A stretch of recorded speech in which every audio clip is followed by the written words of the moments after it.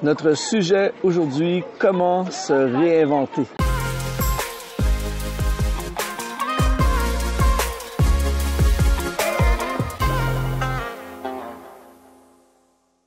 Bienvenue sur exponentiel.net. Mon invité aujourd'hui, nul autre que Chris Selim, le président de Mixdown Online.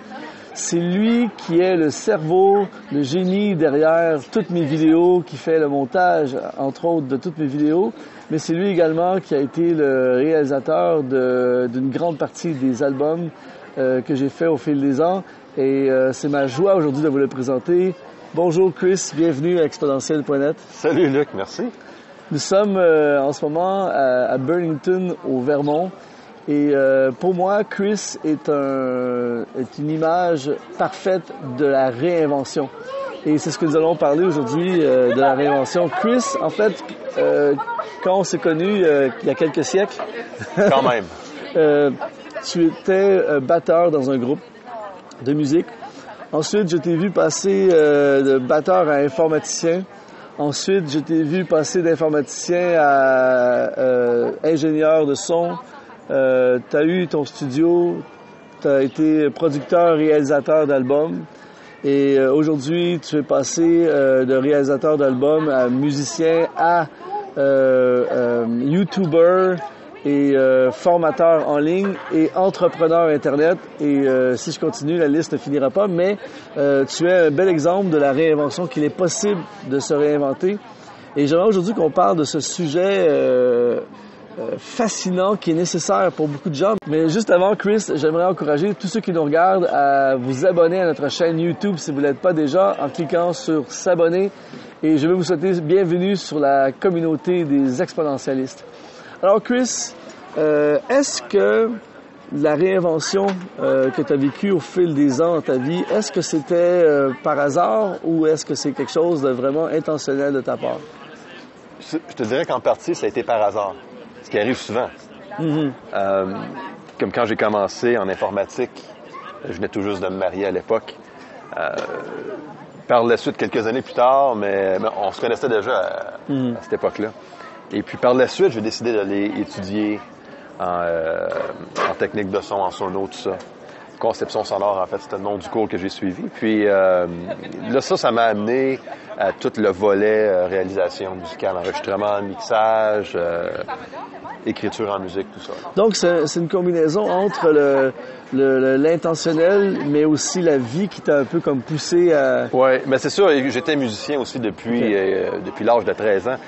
Et puis, même à cet âge-là, je voulais être réalisateur. Fait que j'avais déjà ça en arrière de la tête, comme on dit ici, d'être réalisateur musical. Et puis, finalement, de fil en aiguille, j'ai joué de la musique dans des groupes de musique comme au temps où on s'est connus, justement. C'était dans ce contexte-là qu'on s'est connus. Puis, après ça, je suis allé étudier en informatique, tout ça. C'était question de gagner ma vie.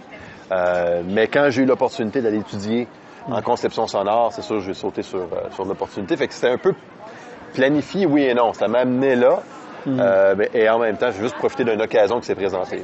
La réinvention, pour ceux qui nous regardent, comment on pourrait simplement définir la réinvention? C'est quoi se réinventer?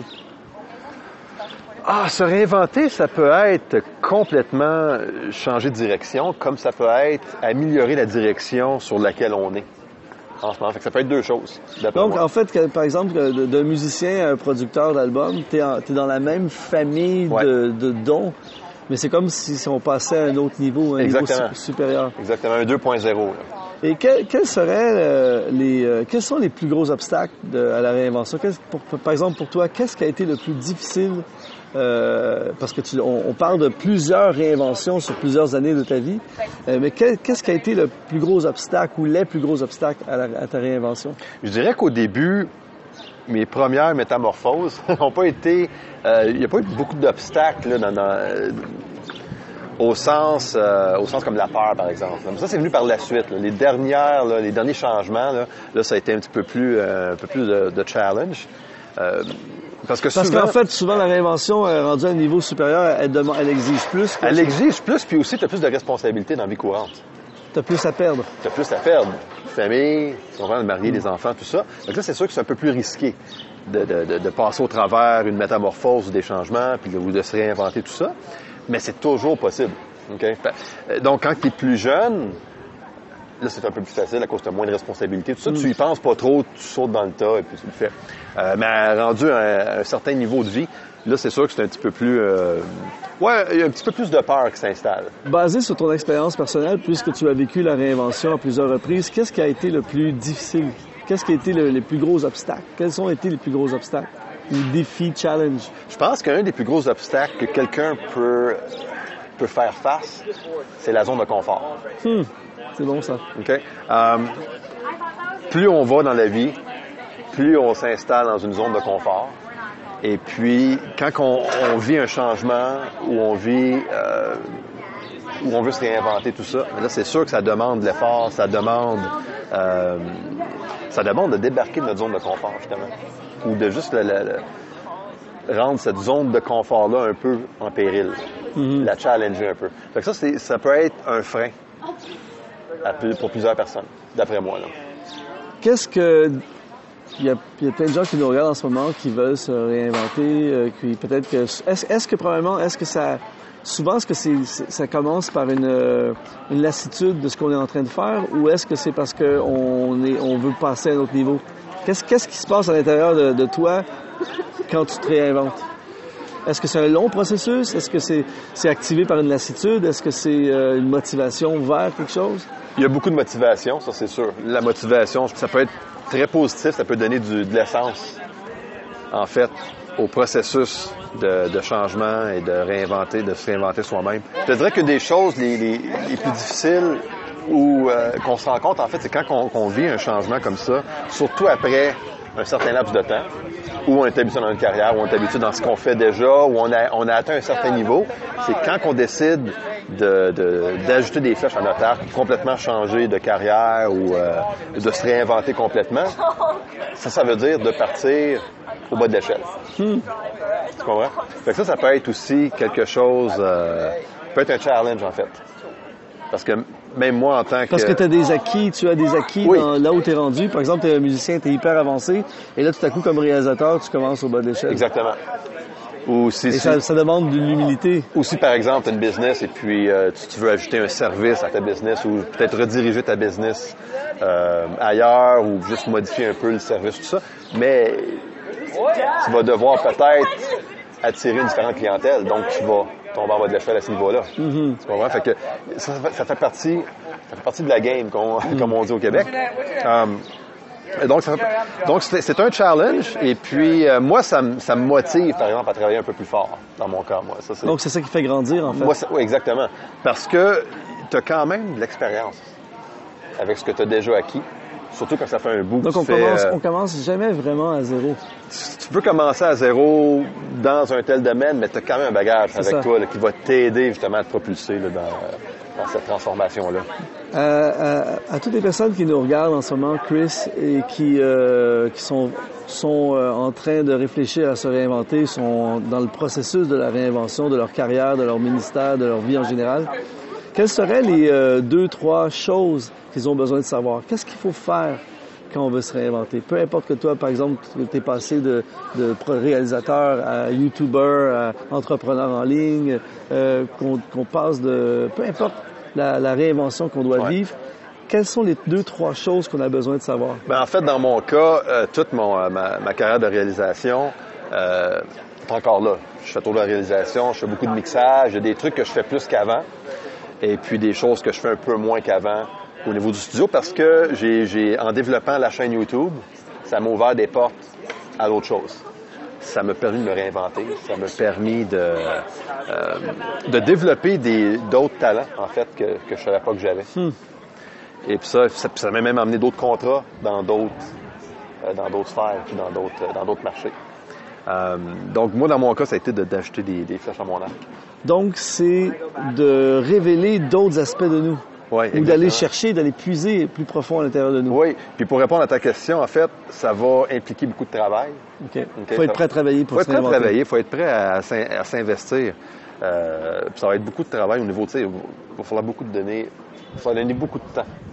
En fait, y mettre de l'énergie pour développer ce qu'on veut. Mais si on a une passion rattachée avec le désir de transformation puis de se réinventer soi-même, écoute, c'est sûr qu'on peut prendre ça à notre avantage. Et puis, Mais c'est intéressant ce que tu dis, Chris, parce que moi, j'ai été témoin. Je me souviens lorsque ton studio fonctionnait super bien et puis que tu as commencé à me parler de devenir formateur dans l'ingénierie et dans le son en ligne. Ouais. Alors que c'était pas encore la tendance. Et puis aujourd'hui, je regarde ta chaîne YouTube marche en fou.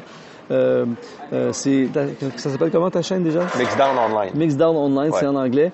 Mais Chris donne des formations sur tout ce qui a trait à l'enregistrement, le studio, la production d'albums et tout ça. Mais je me souviens quand tu m'en parlais, ça n'existait pas probablement. Et tu disais, il faut que je prends du temps parallèlement pour commencer à construire. Ouais. Et donc, tu travaillais sans que ça rapporte. Oh, oui, c'est sûr. C'est sûr. Il y a vraiment il faut y mettre un certain temps là, avant que ça devienne lucratif. Donc, il faut avoir une vision de ce qu'on va devenir avant de le devenir. Oui. Tu es déjà vu en train de faire ça. Oui, il faut accepter de mettre son temps aussi. Mais c'est la même chose pour un artiste qui compose ses chants, qui va enregistrer un album, tout ça. Il va mettre énormément de temps à l'écriture des textes, la musique, les arrangements, tout ça, et puis même la production de l'album avant de sortir l'album. Donc, ça se ressemble beaucoup, je trouve. Comment est-ce possible de se réinventer en restant soi-même? Est-ce que tu as eu l'impression en cours de route que tu te perdais toi-même ou qu'est-ce qu'il faut faire pour on devient quelqu'un d'autre mais en restant soi-même? Non, moi je reste moi-même. Je reste moi-même parce que c'est pas moi personnellement qui vit la transformation autant que mes talents ou ma direction de carrière. C'est plus une transformation au niveau carrière ou gagner d'autres acquis, en fait. Ajouter des flèches à mon arc au niveau business, au niveau carrière, tout ça, plus que personnellement. Là. Donc, ce que je comprends de ce que tu me dis, Chris, c'est que en fait, la réinvention, c'est tu deviens tout le temps toi-même. Mais c'est comme si dans des nouvelles saisons de ta vie, tu révèles des aspects de ta vie qui n'étaient pas sollicités ou qui n'étaient pas... Exactement. Et dans ton cas, toi, je sais que tu as... Bon, l'industrie de la musique a évolué énormément. Et en fait, si tu t'étais pas réinventé, tu aurais pu te placer dans une position... En fait, tu as vu des problèmes futurs. Oui, j'ai vu une tendance, en fait. Je réalisais très bon, énormément. Oui, j'ai fait la réalisation de plusieurs albums dans le milieu chrétien. Et puis, le marché de la musique a changé énormément. L'accessibilité au matériel d'enregistrement est devenue très, très, très abordable. Donc, les gens peuvent facilement s'équiper, se monter un petit home studio, faire leurs propres enregistrements, leur propre production. Et puis, c'est une tendance qui maintenant est super bien établie. Et puis, tant mieux parce qu'on produit plus de musique aujourd'hui qu'on en produisait il y a 20 ans. Mais ça fait en sorte que les gros studios ont plus de difficultés. Il y a beaucoup de gros studios qui ont fermé les portes. Et puis, donc moi, j'ai vu ça aller aussi. Là, je voyais qu'il y avait une tendance, tout ça. Donc, avant que ça m'affecte pour la business d'enregistrement et puis réalisation, tout ça, j'ai décidé d'ouvrir une chaîne YouTube, commencer à partager mes connaissances. Et puis, je me suis dit, écoute, si les gens sont pour s'enregistrer soi-même, aussi bien aller les aider. C'est génial, c'est génial. Captez ceci, mes amis. En fait, il y a des gens qui, à cause de l'évolution de la société, sont, entre guillemets, morts, leur carrière est morte, et eux-mêmes sont morts avec, et dans le sens qu'on devient pathétique, on devient des gens du passé, des has-been, ou bien on regarde, on voit la tendance et on se réinvente avec ce qu'il fait, et ce qui fait qu'aujourd'hui, tu es autant, sinon plus, en demande qu'à l'époque. Tu es encore toi, et tu as encore un futur, parce que tu t'es réinventé. C'est ça, en fait, la clé de la réinvention. Personne ne peut personne va être quelqu'un du passé si tu te réinventes. Exactement. Et toi, tu pourrais être encore dans ton studio en train de dire c'est l'industrie de la musique, c'est injuste, ce qui s'est passé, tout ça, mais ça n'aurait rien changé à l'industrie. Absolument pas. Et toi, tu as suivi le flow et tu t'es réinventé. Oui, puis je fais encore de la musique aujourd'hui. Et est-ce que tu considères te réinventer encore dans le futur? Pourquoi pas? Moi, je ne sais pas ce que l'avenir me réserve. Puis moi, je suis toujours ouvert à des nouvelles aventures et puis des nouvelles opportunités. Là. Fait que je sais pas ce qui... Qu'est-ce que tu dirais, Chris, en conclusion, à quelqu'un qui nous regarde en ce moment puis se sent comme pris dans le sens qu'il tourne en rond. Souvent, on se retrouve dans notre carrière, dans notre business, dans un artiste peut-être qui nous regarde et qu'on a l'impression de tourner en rond. Qu'est-ce que tu conseillerais à cette personne? Ben, je pense que si une personne tourne en rond et a l'impression de tourner en rond, c'est parce qu'il n'est vraiment pas à sa place. Je pense qu'il y a une réflexion à faire avec soi-même, puis vraiment aller chercher les désirs qu'on a à l'intérieur, puis se poser la question. Si j'ai aucune responsabilité, si le chemin est clair, je me vois faire quoi dans la vie? Ça serait la première question à se poser. Puis après ça, une fois qu'on a la réponse, une fois que c'est mûr, mais là, on peut voir les possibilités d'essayer de se diriger vers le one thing.